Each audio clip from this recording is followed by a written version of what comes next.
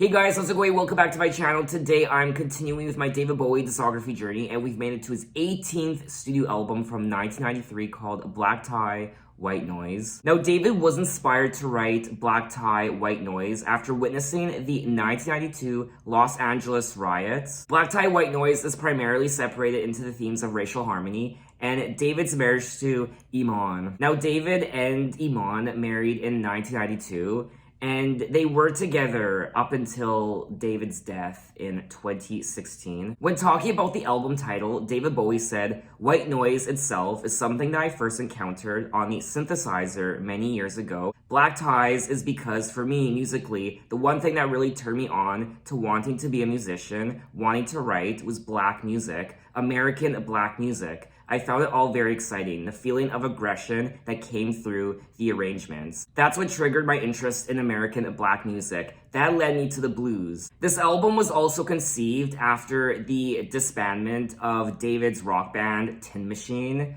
which I already did a video for. I listened to their debut album for the first time, their debut from 1989. Now, I won't be listening to their follow-up album, Tin Machine 2. You guys suggested that I probably don't need to. You guys weren't overly ecstatic for me to want to listen to their second album, Tin Machine 2, so I won't do that. I just decided to skip ahead to a Black Tie, White Noise. Now, there are 12 tracks on the album, and the album is 57 minutes. And that's pretty much all I have to say at the moment, so let's delve right into the album with track 1, The Wedding.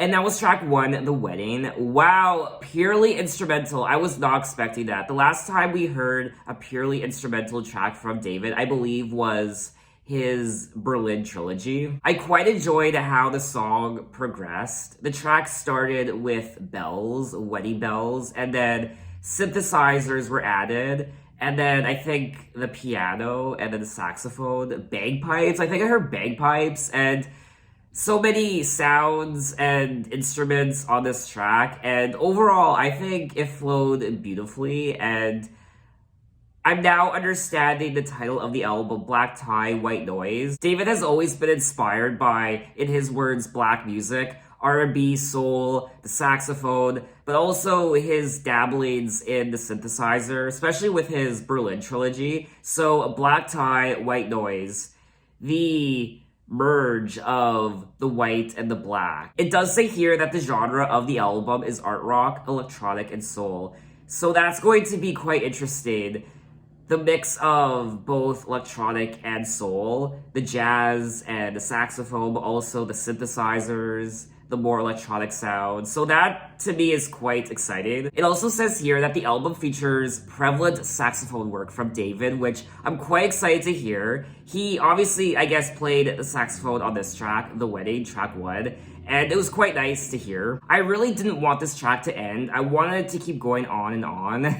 I mean, this definitely sounds like something David would have played at his wedding. I personally think this track is quite beautiful to listen to, and I would definitely listen to it again. I want to listen to it again right now, to be honest with you. But anyway, let's move on to track 2, You've Been Around.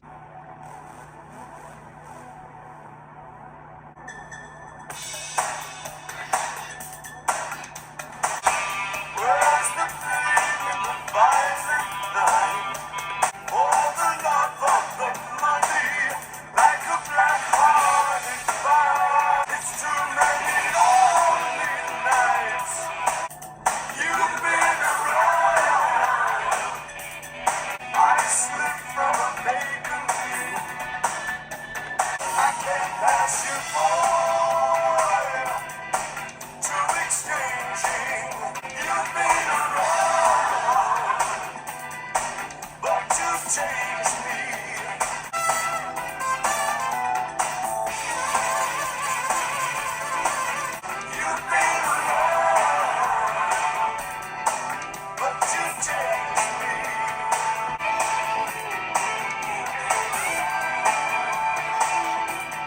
And that was track 2, You've Been Around. And just like track 1, The Wedding, I adore the instrumental on this track. It's a nice rock song infused with synthesizers and the horns, and it was quite intriguing to listen to. Correct me if I'm wrong, but it did sound like at times David was using a vocoder. So just like track 1, The Wedding, I like the nice merging of jazz music, some of David's most powerful influences like jazz, soul, R&B, but also of course rock and electronic as well. I wasn't crazy about the actual melody of this track, and I also wasn't crazy about David's vocals. I do think the overall instrumental of this track is the most memorable part, and David's vocals and the melody of this track really didn't do anything for me. It's too many lonely nights. I can't tell bad from wrong. I can't pass you by. Too exchanging, you've been around, but you've changed me. Where the flesh meets the spirit world, where the traffic is thin, I slip from a vacant view. I should have thought of that and the sound of tomorrow, like a black-hearted vile fig, like the silence of tension. You've been around, can't pass you by. You've been around, but you've changed me. So I'm curious to know if he's singing about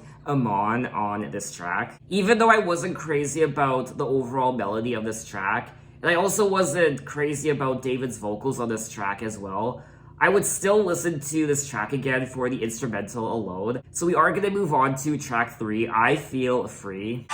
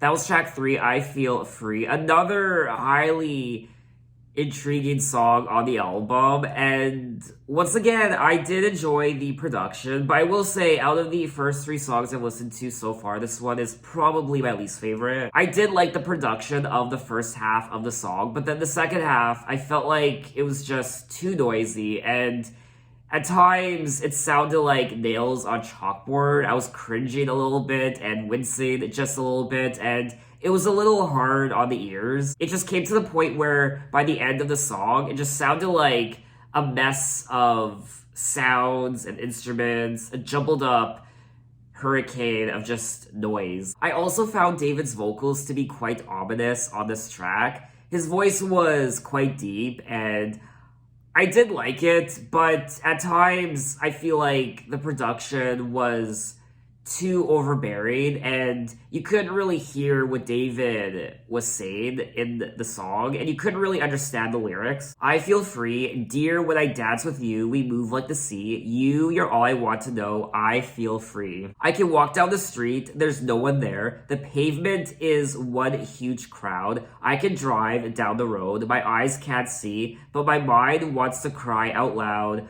I feel free. So there is something quite liberating about this track. He feels free, and my eyes can't see, but my mind wants to cry out loud, I am free. Dance floor is like the sea, the ceiling is the sky, you're the sun, and as you shine on me, I feel free. So once again, I feel like this track is dedicated to Amon. I'm getting the impression that quite a few of these songs are going to be a tribute to Amon in some way. Oh, and it looks like Belinda Carlisle covered the song. Now, she is most famous for her hit song, Heaven is a Place on Earth. And I was going to listen to her album, Heaven on Earth. I've been meaning to listen to it for the longest time on my channel, but I just haven't gotten around to doing it. David Bowie cited a connection with his stepbrother, who was the subject of a different song on the album, as his reason for including the cover on this album. The song also features guitarist Mick Ronson, who had not worked with David since the mid-1970s, so it was nice to hear from him again. But overall, this wouldn't really be a song I would listen to again, unfortunately. But anyway, let's move on to track 4, Black Tie, White Noise.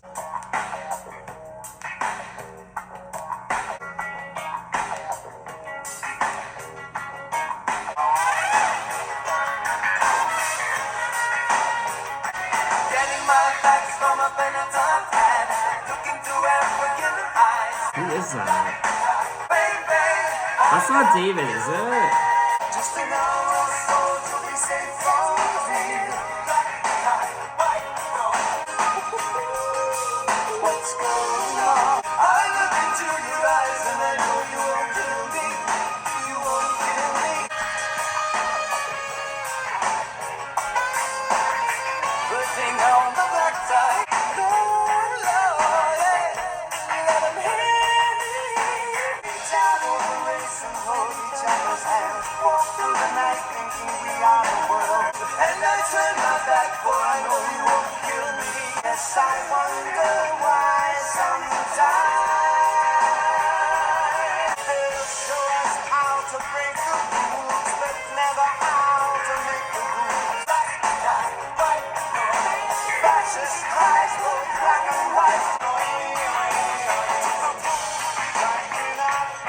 And that was track 4, Black Tie, White Noise. Another very interesting track on the album, and obviously there must be some sort of featured artist on this track. The song does feature guest vocals by Al B. Sure, and I don't know who that is.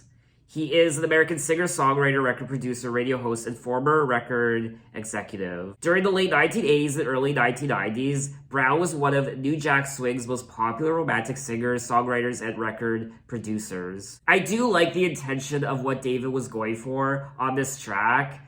I like the general aesthetic of the song. I like the saxophone, the jazz, the more soulful production, I guess. But overall, I just thought the production of this track was just too noisy to listen to. It was just, for me anyway, messy and all over the place. And just like track 3, I Feel Free, it was a little hard on the ears. It just sounds like everyone who was involved with this track was extremely drunk.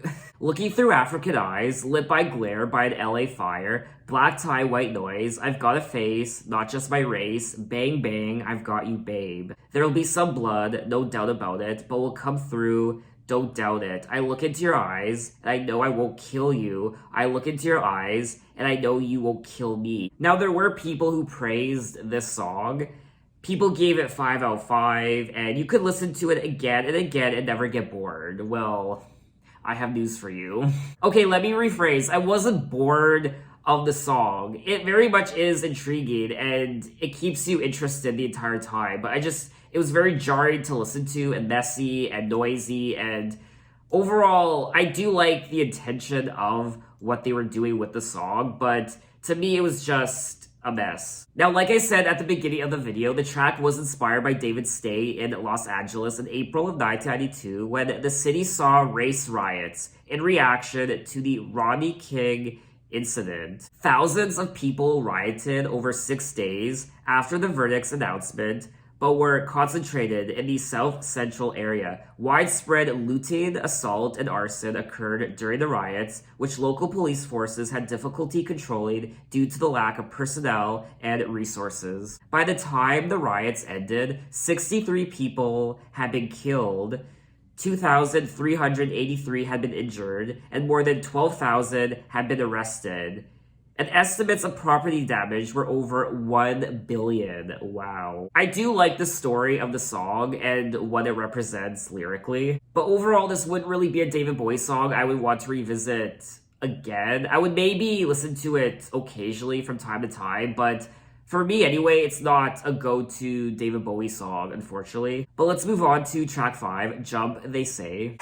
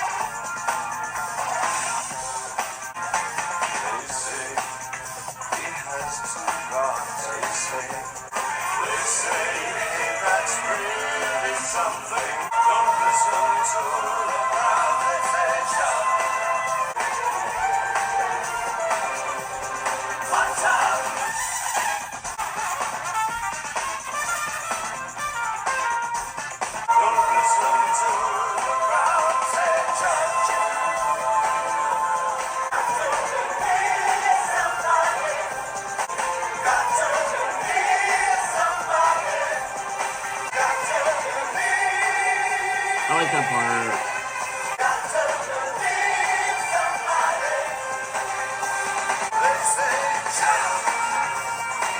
That was track 5, Jump, They Say, and I actually prefer this track over the last couple tracks I've listened to, like tracks 3 and 4, I Feel Free, and Black Tie, White Noise. I particularly like the melody of this track, especially when he sings, "Got to believe somebody." Oh, in comes a shaky man, a nation in his eyes, striped with blood, and emblazed tattoo, streaking cathedral spire, they say. They say he has no brain. They say he has no mood. They say he was born again. They say, look at him climb. They say, jump.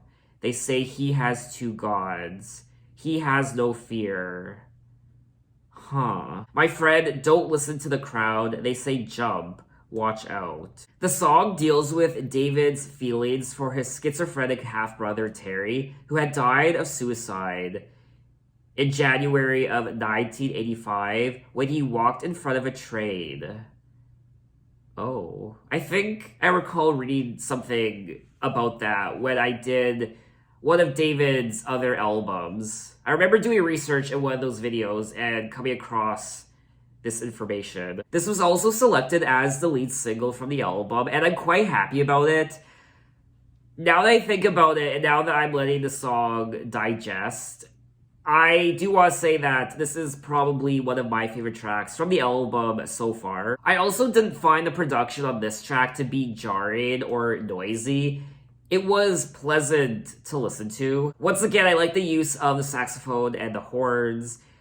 And overall, I would listen to this song again. It is a very dark song. They say jump in reference to his brother. But there's also something quite epic about this song as well.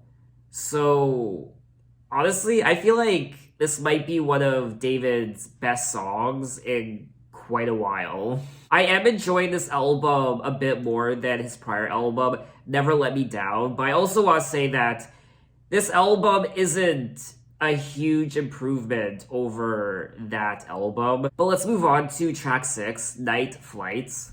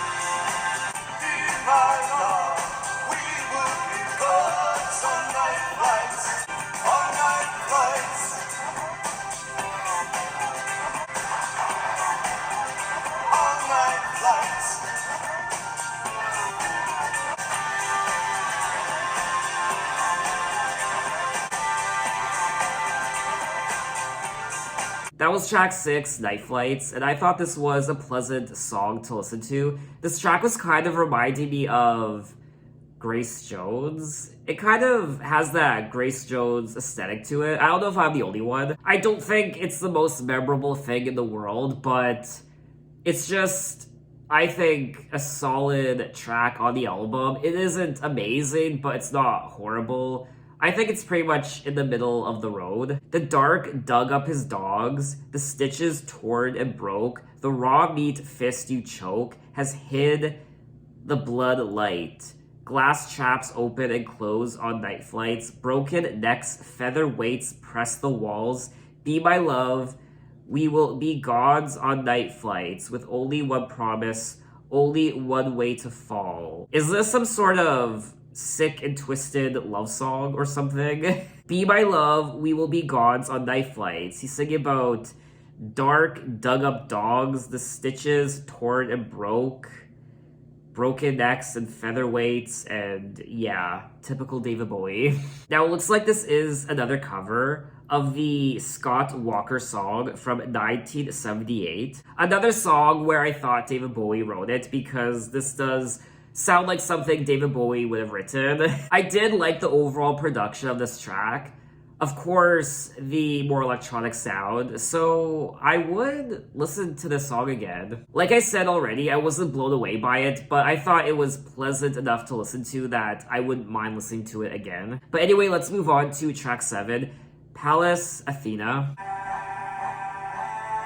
Oh, this reminds me of his Berlin trilogy.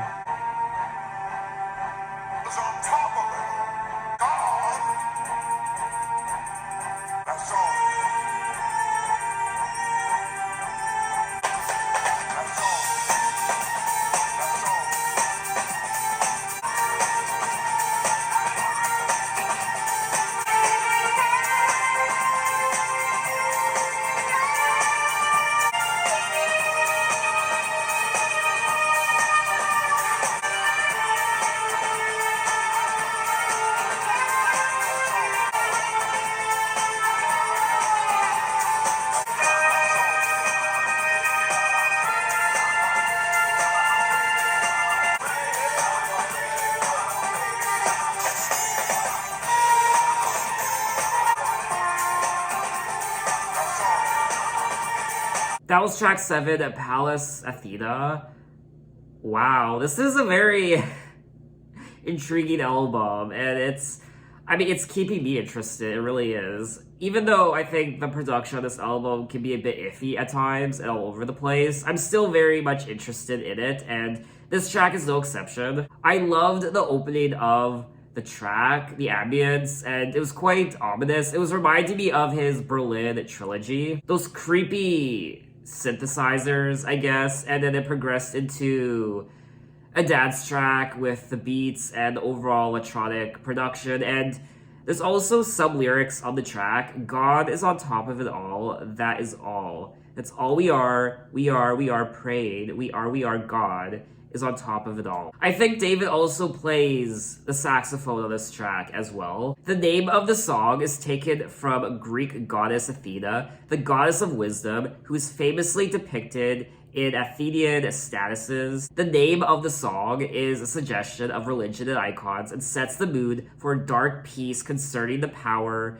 that religion has over man. The phrase beginning the song, God is on top of it, that's all, is delivered as though from an African-American preacher, is ominous and intimidating, accompanied with the sound of strings delivering a sorrowful melody. David's saxophone playing is amplified into a scream-like sound, which solos along with Lester Bowie on trumpet. Ultimately, the song resonates David's interest in how man relates with God. I really did enjoy this track. It was one of those tracks that did closely resonate with me, and it is quite memorable, so I would definitely listen to this track again. It's just such a different sound for David, and that's why I also enjoyed it so much. So let's move on to track 8, Miracle, A Good Night.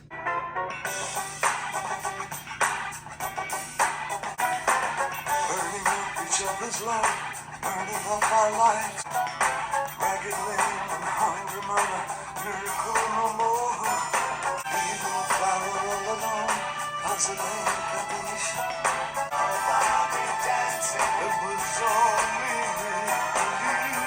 there was a sailor. I love you in the morning sun. I love you in my dream. I never want to say goodnight. Miracle goodnight. Miracle goodnight. Turn it around. Make it alright. I want to know the real deal. Really don't want to know that.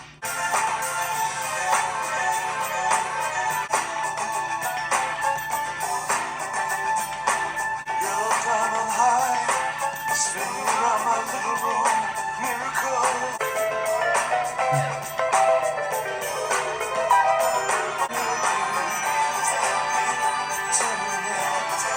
That was track 8, Miracle, Goodnight, and I really enjoyed this track. In particular, the overall production. I really liked the horns, and it was a lot of fun to listen to. Again, this track was reminding me of Grace Jones. It's like David Bowie meets Grace Jones, and overall, I thoroughly enjoyed it. This honestly might be one of my favorite tracks from the album so far. Morning Star, You're Beautiful, Yellow Dime on High, Spin You Around My Living Room, Miracle, Goodnight. He also says, I wish I was a sailor, 1,000 miles from here. I wish I had a future anywhere. I love you in the morning sun. I love you in my dreams. So obviously, this song must be about Ahmad. You know what? This album is growing on me the more I listen to it, and I'm actually quite enjoying it now. What I also like about the song is it's an earworm. It gets stuck in your head. It really does. So let's move on to track 9, Don't Let Me Down and Down.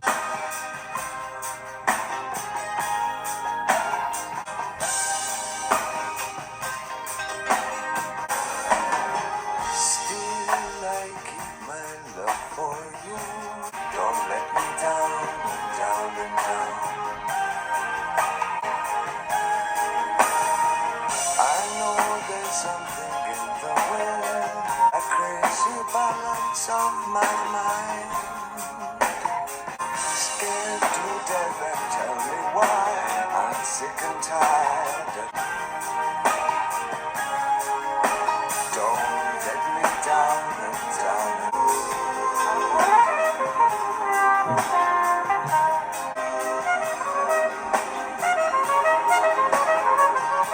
Date with destiny.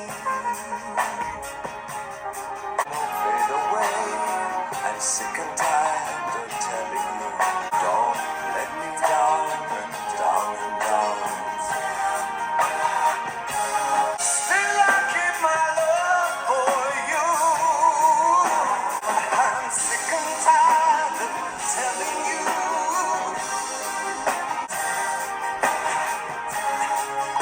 Don't let me down, don't let me down, don't let me down.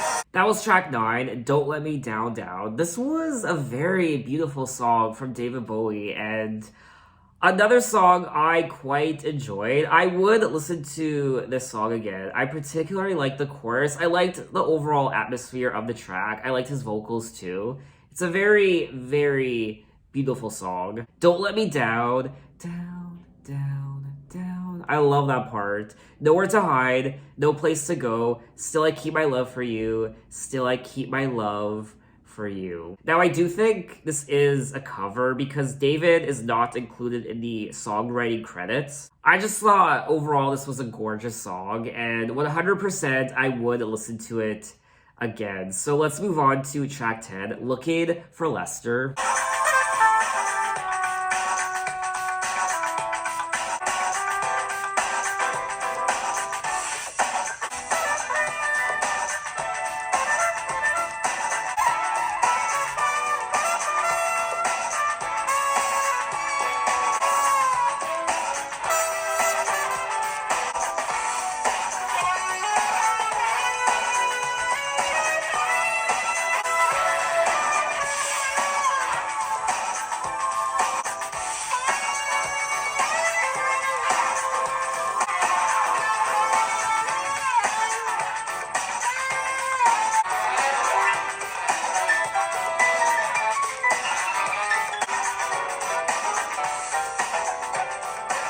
That was track 10, Looking for Lester, and this was a nice little jazzy number. Now, Lester Bowie was an American jazz trumpet player and composer. He was a member of the Association for the Advancement of Creative Musicians and co-founder of the Art Ensemble of Chicago. Of course, I enjoyed the trumpet on this track thanks to Lester Bowie, and I thought it was great. I would listen to it again. It was purely instrumental, and I thought it was quite pleasant. So we are going to move on to track 11. I know it's going to happen someday.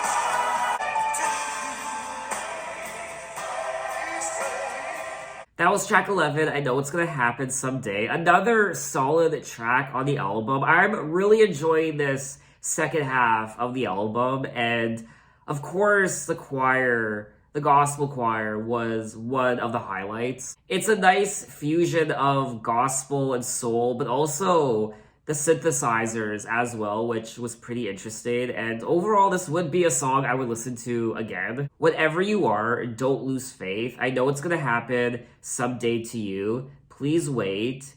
Wait, don't lose faith. You say that the day never arrives, and it's never seemed so far away. But I know it's gonna happen someday to you.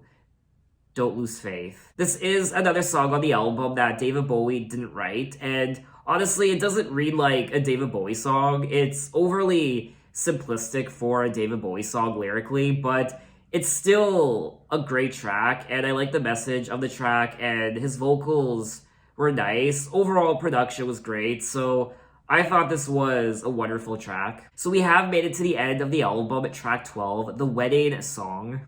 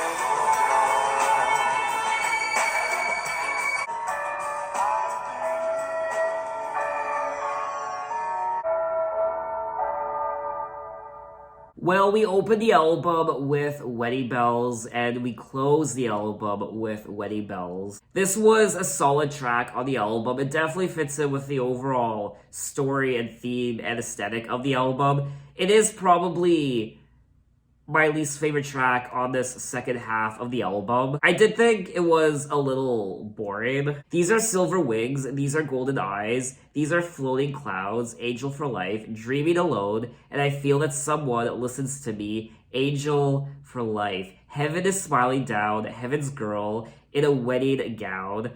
I'm going to be so good, just like a good boy should. I'm going to change my ways, angel for life. I'm so proud of David Bowie for writing a song like this. It's gorgeous, it's sentimental, it's uplifting, optimistic, and it really is a beautiful song for Amon and his wedding day and his new life and his future. So that was all 12 tracks of Black Tie, White Noise by David Bowie. And you know what? I ended up quite enjoying this track. I was a little nervous in the beginning. I was quite worried, but then the second half, I really enjoyed the second half of this album. I liked what he was trying to do with the overall sound of the album. The mix of, in his words, black music, like jazz, soul, R&B, but also electronic, the synthesizers, and a lot of trumpets and saxophone playing, and lots of interesting sounds on this album.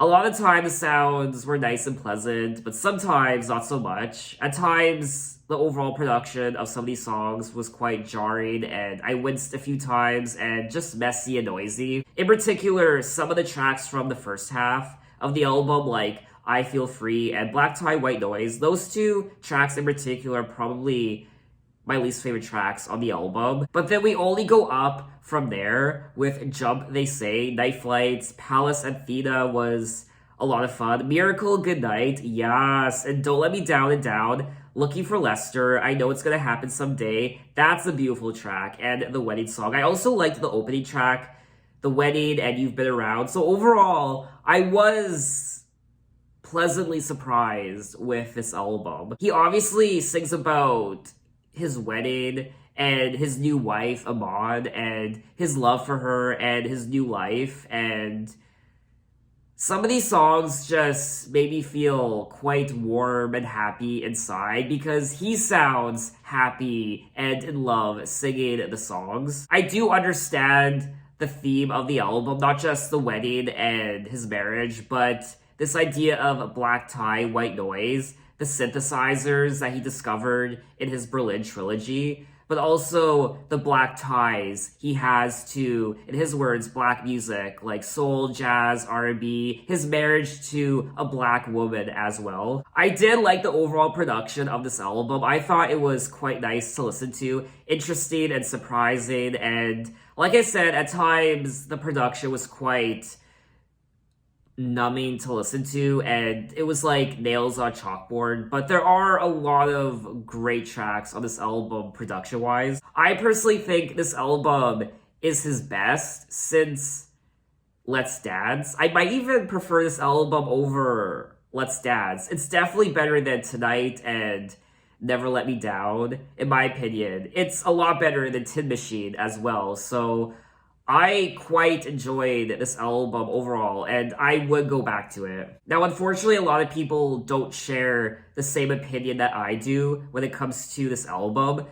It has received mixed assessments from critics and biographers in subsequent decades since its release. And even to this day, this album still receives mixed reviews and assessments. One person even ranked it as his second worst album out of all his albums. I personally don't think it's one of his best albums ever, obviously, but I certainly don't think it's one of his absolute worst. Like I said already, I do think it's better than Never Let Me Down, 100%, and also Tonight, and even perhaps Let's Dance. So I guess this is a very polarizing David Bowie album. You either really enjoy it or you hated it. So what did you guys think of the album, and what are your impressions of it? Maybe this is one of your favorite David Bowie albums. Maybe it's your absolute least favorite. Maybe you hate it. Tell me why in the comments. And from my understanding, his albums only get better from here on out. So hopefully we are over the slump of